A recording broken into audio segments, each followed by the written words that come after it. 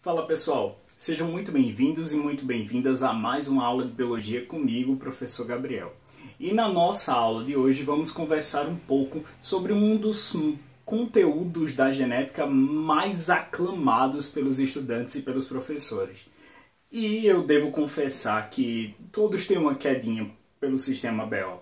Afinal de contas, ele está muito associado à espécie humana e, além do mais, é bastante recheado de curiosidades. Então, vem comigo que hoje a nossa discussão é sobre o sistema BO. Nós vamos começar o estudo dos grupos sanguíneos.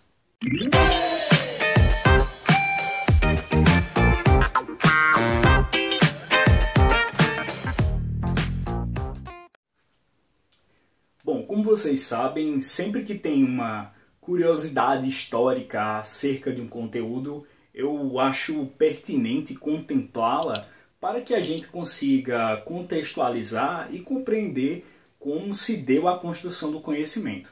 E com o sistema BO não seria diferente. Afinal de contas, muito se tem a conversar acerca dos processos que deram origem aos saberes deste magnífico sistema.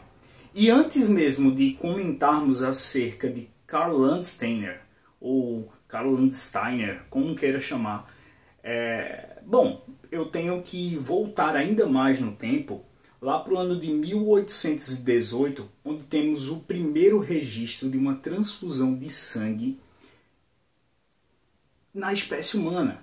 E aí você se pergunta, tá, mas então quer dizer que antes de 1818 houveram outras transfusões de sangue, Gabriel? Sim, houveram, mas os registros que apontam transfusões de sangue antes dessa época referem-se a animais e não a seres humanos. E aí vem o primeiro ponto interessante da nossa discussão hoje. Os animais já passavam por esse tipo de procedimento mais como uma forma de teste. E foi apenas em 1818, quando o médico James Blundell decidiu fazer a transfusão de sangue com mulheres pós-parto. O que acontecia? Muitas vezes, as mulheres, ao terem seus bebês, começavam a apresentar quadros hemorrágicos. Com medo de um possível óbito durante o trabalho de parto, Blundell optou por realizar transfusões. Contudo, nem sempre as transfusões eram efetivas e às vezes as mulheres ainda assim vinham a óbito, mesmo tendo tido transfundido sangue e o possível quadro de morte ser uma hemorragia. E nessa perspectiva, muito tempo se passou até que Karl Landsteiner viesse propor uma solução para aquele problema. O que Landsteiner tem a ver com o grupo sanguíneo? O que Landsteiner tem a ver com o sistema BO? Simples. Em 1900, esse cara magnífico, esse médico e biólogo austríaco, coincidência não sei, mas a Áustria tem a mania de preparar aí uns geneticistas magníficos, não é, Mendel? E, bom, Landsteiner, austríaco, começou a pesquisar acerca da composição do sangue humano. E ao pesquisar sobre o sangue humano, ele fez diversas análises separando as células sanguíneas e o plasma de múltiplas pessoas, até que ele percebeu a existência de proteínas tanto nas hemácias, nos eritrócitos, nos glóbulos vermelhos, como queiram chamar, tanto no plasma sanguíneo. A verdade é que Landsteiner identificou a presença das proteínas que hoje nós chamamos de aglutinogênio e aglutinina. E elas atuam como, respectivamente, antígeno e anticorpo. O que significa isso, Gabriel?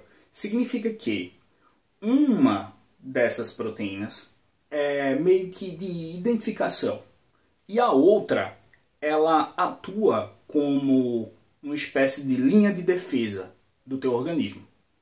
A primeira, que é a que nós chamamos de aglutinogênio, está incrustada na hemácia, no eritrócito. E essa que está incrustada, eu costumo dizer aos meus alunos que é um crachá, tá? Esse crachá ele identifica qual é o tipo da tua célula sanguínea.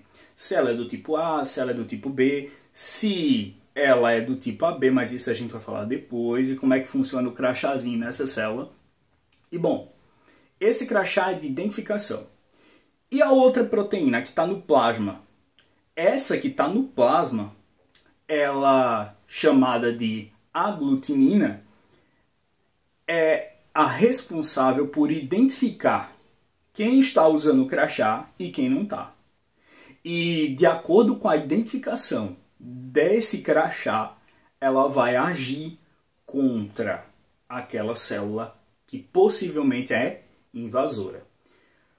Peraí, professor, então deixa eu ver se eu entendi. Existem duas proteínas. Uma que está na superfície das hemácias e serve como uma espécie de identificação, correto? E a outra que está lá no plasma sanguíneo e serve como uma linha de defesa, combatendo até as células que apresentem essa identificação diferente da nossa, completamente correto. Você está magnificamente certo se esse for o teu pensamento. Existem duas proteínas nessa relação. A relação aglutinogênio-aglutinina serve justamente para identificar o tipo de sangue que o indivíduo tem. Ah, professor, positivo, negativo? Não. Agora não. Não mistura muito as coisas, porque senão tu vai endoidar o cocão, certo? O que nós vamos conversar agora, nesta aula, é sobre sistema ABO, ok? Só sobre o sistema ABO, também chamado de sistema B0, mas isso daqui a pouco a gente fala por quê. E não misture ainda com positivo e negativo, que embora sejam parte também dos trabalhos de Landsteiner, se você misturar agora, você não vai conseguir compreender. Eu preciso que você, nesse exato momento, busque entender o seguinte. Assim como as heranças que nós estávamos analisando até o presente momento, a nossa querida hemácia, o nosso querido plasma, terão essas proteínas determinadas por uma herança, o quê? Monogênica, isso mesmo. Um par de alelos irá determinar qual o tipo sanguíneo que o indivíduo terá.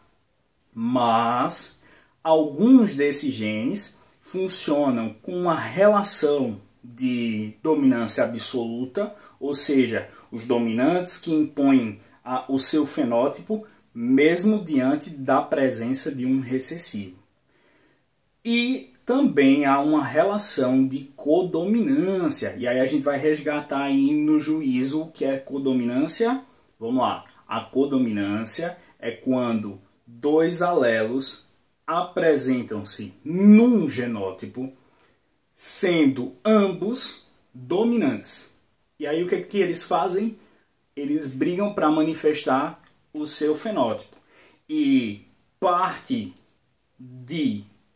do indivíduo, vamos dizer assim, das células do indivíduo, terão aquele fenótipo de um dado gene e outra parte terá o fenótipo dado pelo outro gene, pelo outro alelo.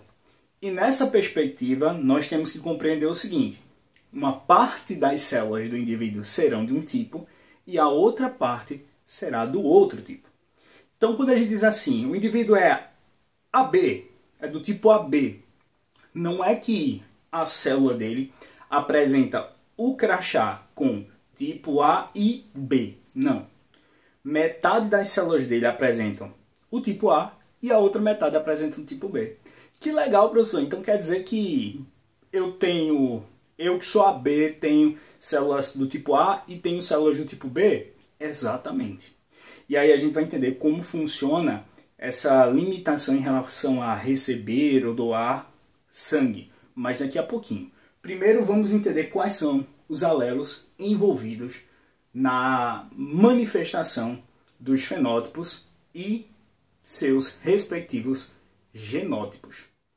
Como eu acabo de mencionar a vocês, existem duas relações que ocorrem entre os alelos que constituem o genótipo que determina o teu grupo sanguíneo de acordo com o sistema BO. É o que, professor? Vamos devagar. Existem duas relações que podem ocorrer entre os alelos que irão constituir os genótipos capazes de determinar o tipo sanguíneo dentro do sistema BO. Ou seja, sangue do tipo A, do tipo B, do tipo AB e do tipo O. Existem duas relações que podem ocorrer entre os alelos que irão constituir esses genótipos. E quais são essas relações? Eu evidenciei para vocês que são elas: dominância absoluta, dominância completa, né? Ou codominância. E para ficar bem mais fácil de tu entender, vamos ser apresentados agora aos alelos que irão constituir esses possíveis genótipos. Eu tenho dois alelos dominantes e um alelo recessivo capazes de nos direcionar ao tipo sanguíneo que teremos. Preste bastante atenção e perceba que nós iremos identificar o alelo ISão A e o alelo ISão B como sendo dominantes. Daqui a pouquinho eu te explico por que I. E o alelo recessivo Izinho irá manifestar o seu fenótipo, a sua característica, quando estiver em que? Homozigose. Se ele estiver na presença de qualquer um dos dois anteriores, bom, ele infelizmente não irá manifestar o seu fenótipo, pelo contrário, terá a sua característica subjugada frente à presença do alelo dominante. Então, o dominante irá manifestar o seu fenótipo e não permitirá que a presença do alelo recessivo venha a interferir na sua característica. Então, se você tiver qualquer um daqueles alelos dominantes junto ao alelo recessivo Izinho, eles irão manifestar a sua característica e inibir a herança ofertada pelo Izinho. A presença do Izinho em homozigose, ou seja, o genótipo homozigoto recessivo, determina o tipo sanguíneo O. Enquanto a presença de dois isões A, ou até mesmo de um isão A junto a um Izinho, determinará o sangue do tipo A. E nessa perspectiva fica fácil poder dizer que em homozigose, ou seja, dois do tipo isão B, ou em heterozigose com o Izinho, né, isão B, Izinho, nós temos o sangue do tipo B. E, professor, e se houver uma combinação entre isão A e isão B? Veja, quando o isão A ou o isão B está junto a um alelo Izinho, nós temos uma herança, o quê? Completa. Uma herança onde ocorre dominância absoluta. O alelo dominante irá ter sua característica de fato manifestada, inibindo, melhor dizendo, sobrepujando, escondendo a herança do recessivo. Dominância completa. Mas quando ambos estão juntinhos, aí a coisa muda de figura. Quando dois alelos dominantes estão no mesmo genótipo, das duas uma. Ou é dominância incompleta, ou é codominância. E nesse caso será codominância. Não terá um sangue do tipo C derivado da junção aí dos dois, e sim um sangue do tipo A e do tipo B ao mesmo tempo, onde metade das duas hemácias são do tipo A e a outra metade são do tipo B. E aí, nessa perspectiva, nós temos o indivíduo AB. Bom, então nós temos os 4 tipos de sangue conforme o sistema BO. O sangue do tipo A, o sangue do tipo B, o sangue do tipo AB e o sangue do tipo O. Sabemos também que os genótipos que determinarão essas heranças que mencionei são o homozigoto dominante do isão A, que é o isão A, isão A, bem como o heterozigoto do isão A com izinho, determinando o tipo A. O homozigoto do tipo B, o isão B, ou ainda o heterozigoto do tipo isão B, izinho, determinando o tipo B. O heterozigoto isão A, isão B, determinando o tipo AB. E por fim, o homozigoto recessivo izinho, izinho, determinando o tipo O. E lembram que eu disse a vocês que existem 2 proteínas, uma encrustada na hemácia e a outra dispersa no plasma? Bom, elas também terão a sua origem de acordo com o genótipo. E nessa perspectiva, o aglutinogênio é quem irá determinar o tipo da hemácia e, consequentemente, o tipo do sangue. Se você é do tipo A, com certeza, teu genótipo é um desses 2. E, bom, teu aglutinogênio, ou seja, a proteína que vai estar na tua hemácia funcionando como um crachá, identificando ela, será do tipo A. Beleza? E por ser do tipo A, você é, claro, do tipo A, tipo sanguíneo A. Se você tem ou isão B ou isão Bzinho, você tem um aglutinogênio do tipo B. E se tem um aglutinogênio do tipo B, teu tipo sanguíneo é B. Já se você apresentar o genótipo heterozigoto com isão A, isão B, bom, você terá tanto o aglutinogênio A quanto o aglutinogênio B.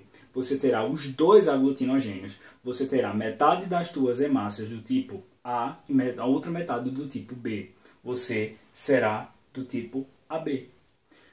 O professor, e o tipo O? Tem qual aglutinogênio?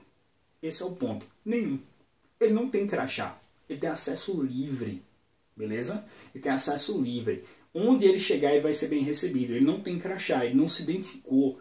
E se ele não tem crachá, significa que o aglutinogênio na sua superfície, na superfície da célula sanguínea, é ausente. Não existe. Tá? Então ele é bem recebido onde ele chegar. Por isso que nós dizemos que o O é doador universal. Mas mais para frente a gente vai entender isso. Quando a gente começar também a falar do fator RH, do positivo e do negativo. Mas, em suma, eu posso informar a vocês que onde a hemácia do tipo O chegar, ela será bem recebida, tendo em vista que ela não apresenta crachá, então não dá para comprar briga. Geralmente o A não gosta do B. Geralmente é assim, o A não gosta do B. E o B não gosta do A. Então é de praxe. Geralmente quando você tem uma turma, 2 turmas na escola, turma A e turma B. Então geralmente a A não gosta da B, a B não gosta da A e vice-versa, né? Então, enfim, o que acontece? O aglutinogênio do tipo A e o aglutinogênio do tipo B existem aqui ao mesmo tempo. E aí vem um problema. Lembra que eu disse que tem um que não gosta do outro? Pois é. Quem é do tipo A é anti-B. Ou seja, tem uma aglutinina, uma proteína presente no plasma que é contra o sangue do tipo B. Já quem é do tipo B tem a aglutinina do tipo anti-A. Ou seja, é contra o A. Se eu depositar, por um acaso, algumas hemácias sobre o sangue, uma grande quantidade de sangue do tipo B, vai ocorrer o quê? Aglutinação. O que é isso? Basicamente é uma lise celular que vai ocasionar aglomeração dos componentes celulares ali e dos constituintes desses componentes celulares do sangue. Então ele vai agrupar ali as hemácias, vai quebrar as hemácias, enfim, vai ocorrer uma reação de aglutinação. Essa aglutinação vai fazer com que seja identificada uma rejeição. Então, se eu depositar sangue do tipo A em uma pessoa do tipo B, mediante a presença da aglutinina anti-A, ocorre rejeição. Se eu introduzir sangue do tipo B em uma pessoa do tipo A, mediante a presença do anti-B, vai ocorrer rejeição. E agora eu preciso mencionar a vocês que a transfusão sanguínea não é como vocês pensam. Não é simplesmente tirar de um e jogar no outro. Não é isso não, viu? Eu isolo hemácias, eu isolo plasma. Existem as duas formas de terapia. Então eu posso introduzir apenas o plasma, eu posso introduzir apenas as hemácias. E é por isso que quando ocorre transfusão de sangue em caráter de hemácias, nós chamamos de terapia celular. O processo é uma terapia celular, tá certo? E aqui, se um não bate com o outro, eu não posso inserir junto com o plasma, certo? Eu tenho que isolar as células para garantir que nenhuma rejeição aconteça. Mas, mesmo que eu isole as células e introduza no organismo do outro, ainda vai haver rejeição, porque eles são contra um ao outro. Mas aquele que é AB, que tem hemácias do tipo A e hemácias do tipo B, não pode ser contra ninguém. Porque se ele for contra A, ele mata metade dele. Se ele for do tipo B, ele mata a outra metade. Então, meu amigo, quem é do tipo AB não tem aglutinina. Não vai ter aglutinina. E aí os livros trazem aglutinina ou anticorpo. Aí muita gente vem me perguntar, Gabriel, quer dizer que quem é do tipo AB tem uma imunidade baixa porque não tem anticorpos? Não! É esse anticorpo específico que identifica o tipo do sangue, beleza? Não é anticorpo relacionado a doença viral, bacteriana. Não! Eu estou falando de um anticorpo que identifica apenas o tipo da célula sanguínea. Você tem anticorpos para diversas finalidades. E uma delas, um desses anticorpos, especificamente, é para identificar tipagem sanguínea. E ele vai estar ausente. Diante disso, AB não tem aglutinina. Se não tem aglutinina, quem chegar não vai ter um impedimento. Se vier hemácias do tipo A, de boa, pode entrar. Se vier do tipo B, de boa, pode entrar. Se vier do tipo O, de boa, pode entrar. Se vier do tipo AB, também pode entrar. Então, o AB é o que a gente chama de receptor universal. Então, enquanto o O não tem o crachá e onde ele chegar ele é bem aceito, porque ele não define um lado, tá? O AB, por ter os dois, não vai ser contra ninguém. Ele vai receber todo mundo numa boa, numa nice. Tranquilo? Então, só para a gente encerrar a nossa tabelinha, quem é do tipo O vai apresentar uma aglutinina dos dois tipos, tanto anti-A quanto anti-B. Porque, embora eu não tenha o crachá, mas eu sou contra todo mundo entrando aqui no meu organismo. Não rola não. Oxi, que história é essa? Não, nas minhas vias sanguíneas só circulam hemácias sem crachá. Nada de hemácia do tipo A, nada de hemácia do tipo B, nada de hemácias dos dois tipos entrando aqui. Eu sou contra A e sou contra B. Então, se você é do tipo A, vê só, se você é do tipo A, você é contra B. Mas também é contra B. Porque parte dele não se dá bem contigo. Beleza? Então, você é a favor de si mesmo e de O. Então você recebe de A e de O. Se você é do tipo B, você é contra A. Então você é contra o A e metade do AB. Logo, você só pode receber sangue de você mesmo, ou seja, de outro indivíduo do tipo B, ou do tipo O. Se você é AB, como você não tem nenhum anticorpo relacionado a aglutinogênio, você poderá receber A, B, AB e O. Você recebe todos os tipos de sangue. Mas se você é O, meu amigo, você é contra A, você é contra B. Então você não vai receber de A, não vai receber de B e muito menos de AB. Você só vai receber de você mesmo. Só vai receber sangue de uma pessoa do tipo O. Beleza? E aí eu vou explicar isso melhor agora. Como eu disse a vocês, existem duas proteínas no sangue que vão estar relacionadas ao sistema BO. O aglutinogênio, presente na superfície do eritrócito, da hemácia, e o que nós chamamos, né, a proteína que nós chamamos de aglutinina, que vai estar difusa ali no plasma sanguíneo. Aqui eu representei por bolinhas na nossa hemácia o aglutinogênio. E aqui por Yzinhos ou cravos, sei lá o que danado eu quis representar aqui, é a aglutinina. E percebam que nosso aglutinogênio é circular, mas a nossa aglutinina tem um formatozinho de V, então não encaixa. Se por um acaso vir uma hemácia com o aglutinogênio do tipo B, então ela vai encaixar perfeitamente aqui, ó. E aí automaticamente vai ocorrer o fenômeno da isoaglutinação, ou aglutinação, que eu já falei aqui, eu já mencionei aglutinação.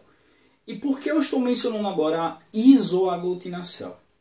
Então, porque iso vem de compatibilidade. Como se dissesse assim, toda vez que a gente usa o prefixo iso numa palavra, num termo, é meio que conceder a uma compatibilidade em prol de algo. Por exemplo, quando a gente fala de meio isotônico, né, que tem uma concentração compatível. Então, a isoaglutinação é que quando é compatível, ocorre a aglutinação. E a aglutinação eu expliquei rapidamente o que é, mais para frente a gente vai, em outras aulas, explicar mais especificamente. Mas, isoaglutinação. E aí, existem termozinhos, bobagenzinhas, curiosidades, que são importantes mencionar, não porque vão ser cobradas. Então, nunca vão te perguntar isso no exame externo, eu acho. Mas servem até para fomentar a tua curiosidade a respeito do conteúdo. Isoaglutinação. Isão A, isão B, isinho. Ou seja, aqueles que incitam a isoaglutinação e aqueles que não incitam a isoaglutinação. Sacou? Então, por isso, nós usamos o alelo representado pela letra I no sistema BO, por conta da isoaglutinação. Outra curiosidade que é muito interessante, que vai justamente dessa compatibilidade, é que o O, por não apresentar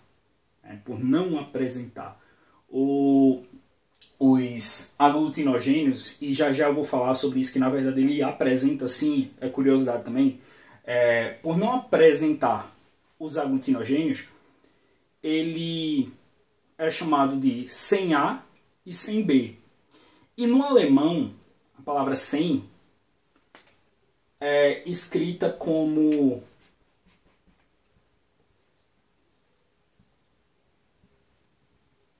OHNE, que eu não sei como é que fica a pronúncia. Sei lá. Eu acho que é o nome de alguma cerveja alemã. Sei lá, O, não sei. Esse termo aqui significa sem. Então, on A e on B. Sem A e sem B.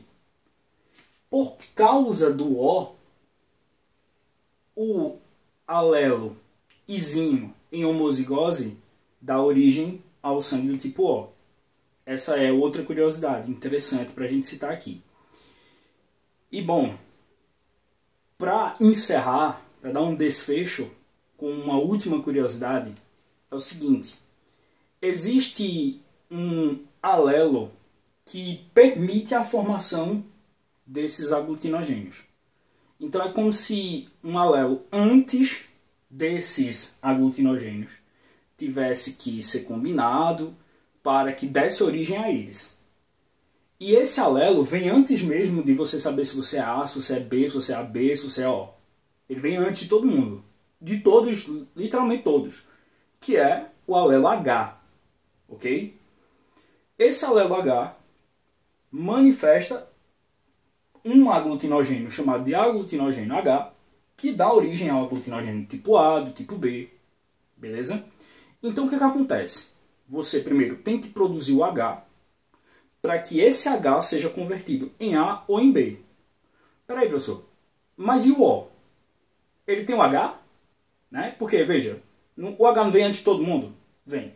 Então o H ele vem antes e depois ele é transformado ou em A ou em B. Mas se o indivíduo é O, o que acontece?